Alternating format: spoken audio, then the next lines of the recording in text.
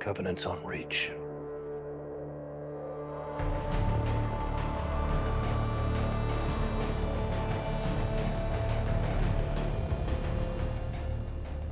Listen up, Noble Team. We're looking at a down relay outpost 50 clicks from Visegrad.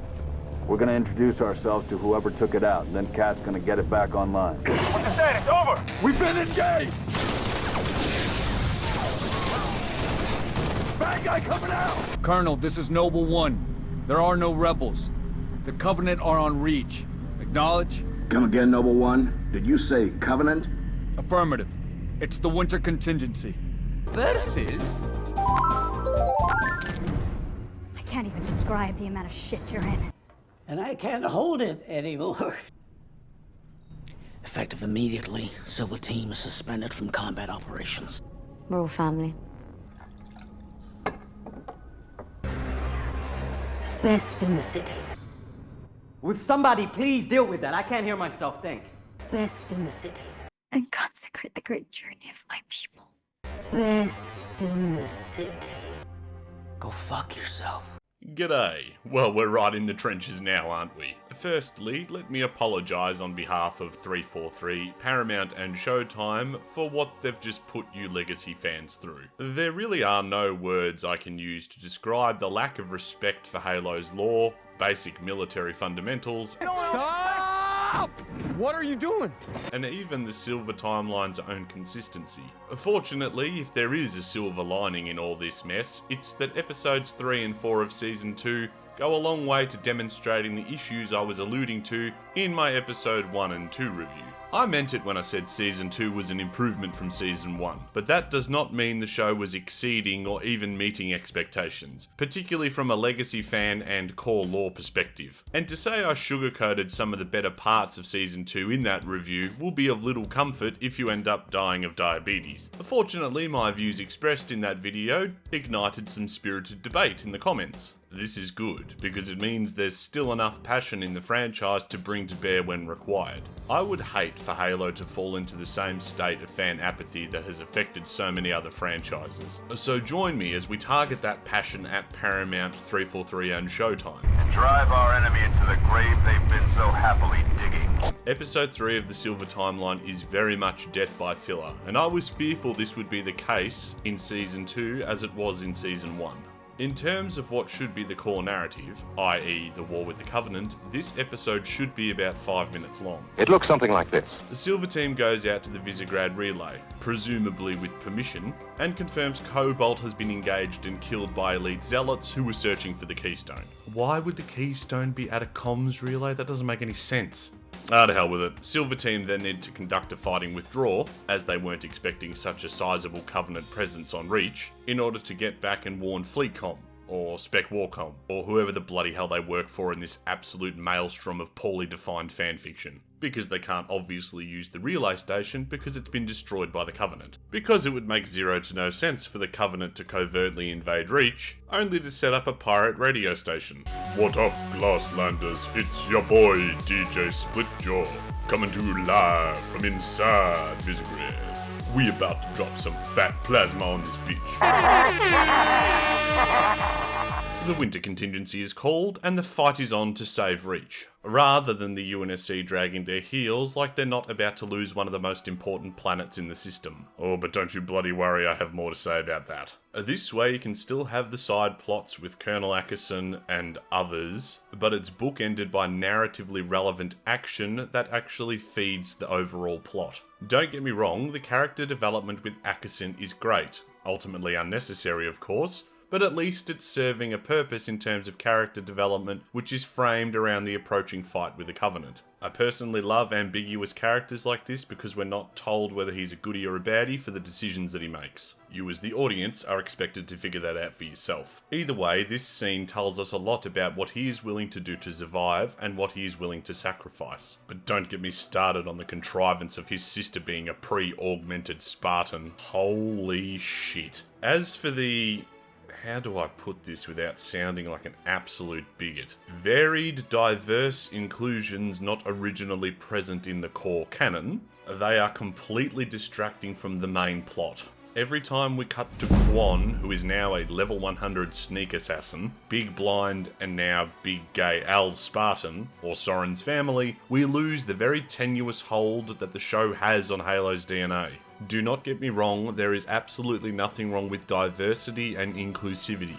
But if there's no narrative reason for those elements to be there, it is literally tokenism. Needless race swapping, cultural pandering, and sex and gender representation are not things I thought I would be discussing when critiquing Halo, but here we are. As soon as the show deviates from the UNSC's war with the Covenant, it looks like a generic, preachy, and poorly written fan fiction, which is 80% of what we're getting in the show. By the rings. Paramount, stop box ticking for 1 second and actually attempt to adapt the source material. You might find you accidentally get some good scenes as a result. You know a show is missing the mark entirely when you can count on one tentacle the number of lore-accurate scenes you've seen. This one right here. And this isn't even a lore-accurate John, it's merely Spartan strength accurate. But it doesn't get any points when nested alongside all the other garbage, a bit like the forklift scene in Season 1. Speaking of lore accuracy, I know I've caveated my previous review and stated I would do my best to keep the criticisms in-house to the Silver timeline, but there is an egregious lore problem in Episode 3 that I cannot abide. We need to initiate the winter contingency. Begin immediate civilian evacuation. It's over, Admiral. We don't get to win this one. If you send out an evacuation alert, we'll have chaos. Panic. We're not gonna fight. I didn't say that. We're going to fight, we're just not going to win. Essential assets being transported off the planet as we speak. Get your things together. Tell no one. What the fuck?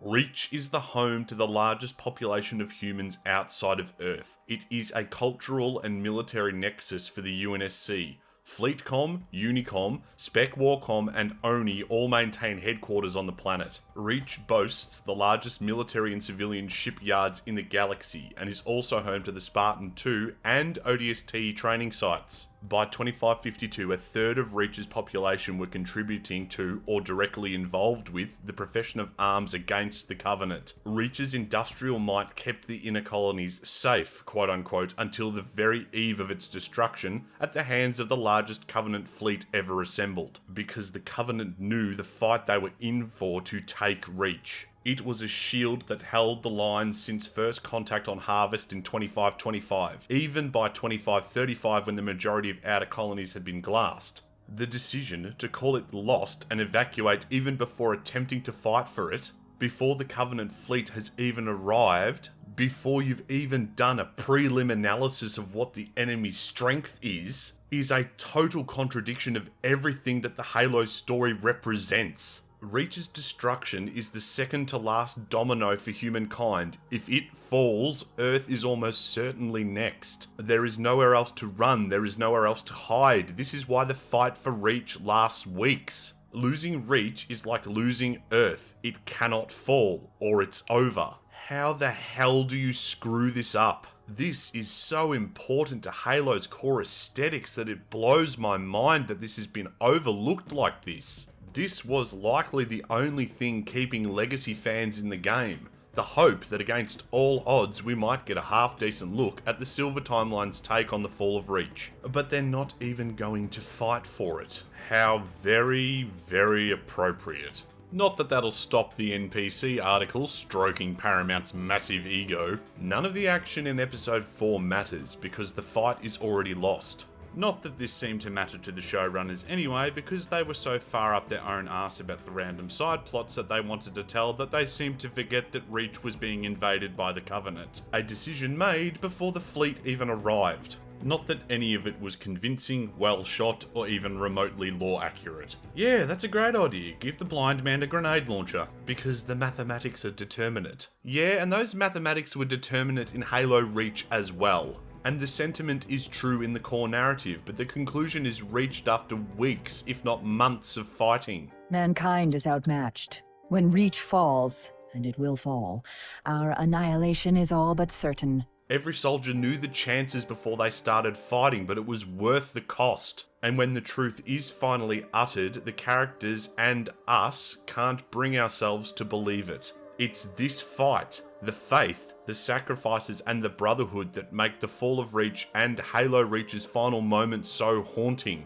Noble and the UNSC gave everything they had to defend Reach, and they still lost. And from that moment on, the only hope for humanity rests on the shoulders of a Spartan who just lost his surrogate home and family. This is Halo's DNA, the fight to save humankind, no matter the odds or the cost. Without this and the context surrounding it, Episode 4 is all flash without substance. A superficial attempt to capitalise on one of the most important moments in Halo's lore without building up any of it. The Fall of Reach isn't just an exciting prologue footnote in Halo CE's story. It is the apex of the Human Covenant War, the darkest hour before the dawn, and it deserved so much better than this. You could literally have a whole season about the fight to save Reach, and in the Silver timeline, it's over in 45 minutes. That's why there's an entire novel and game exploring it, because it's an important part of Halo's lore and story.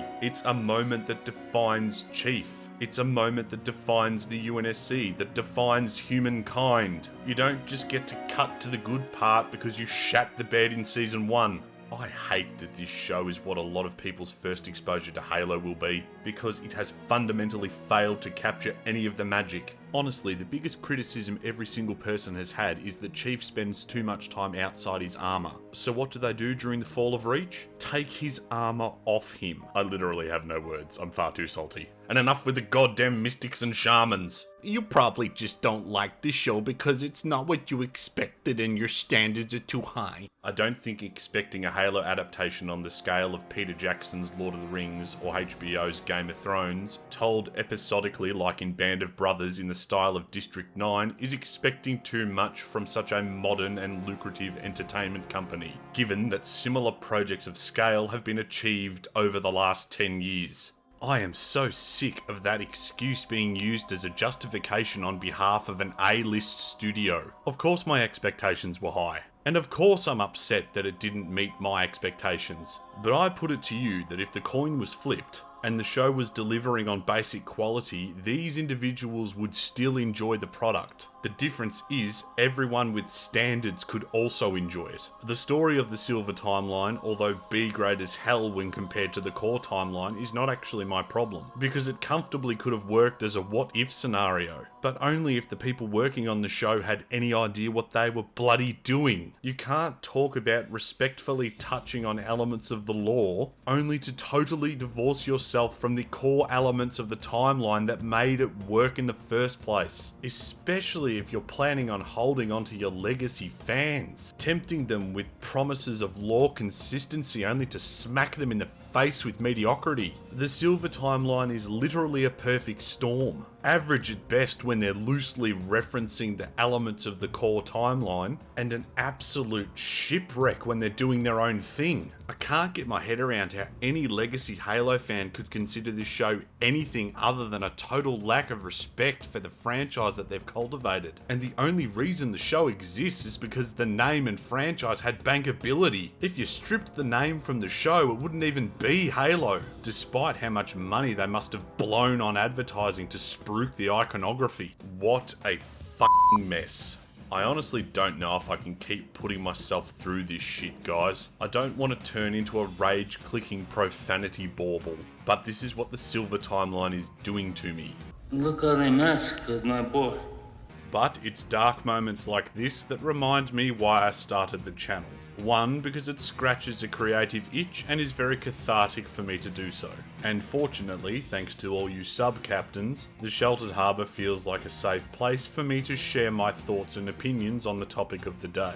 On that note, two, I know what it's like to watch one of my favourite franchises get torn to pieces and then question whether I was the problem for not liking it. It's not uncommon to turn to YouTube seeking absolution in these moments, and it is my hope that the Sheltered Harbour provides that comfort to some to know that there is at least one other who feels the same way, and is capable of articulating it in a salty, entertaining manner. 3, and this is an absolute stretch goal, that against all odds, hope and reason that these videos get seen by someone in a position of influence in Hollywood, that they see the critiques and feelings of the fans at the ground level and actively pursue positive change. These 3 goals keep me motivated when shit like this hits my screen, because despite the jokes we tell ourselves about how funny it is watching our favourite franchises get destroyed, a little piece of your inner child dies alongside every unfaithful adaptation you see. And I don't want to stand idly by while Hollywood destroys the things that made us who we are.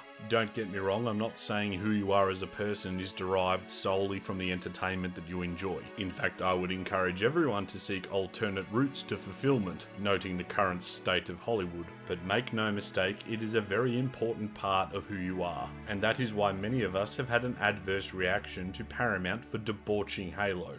Pretty much.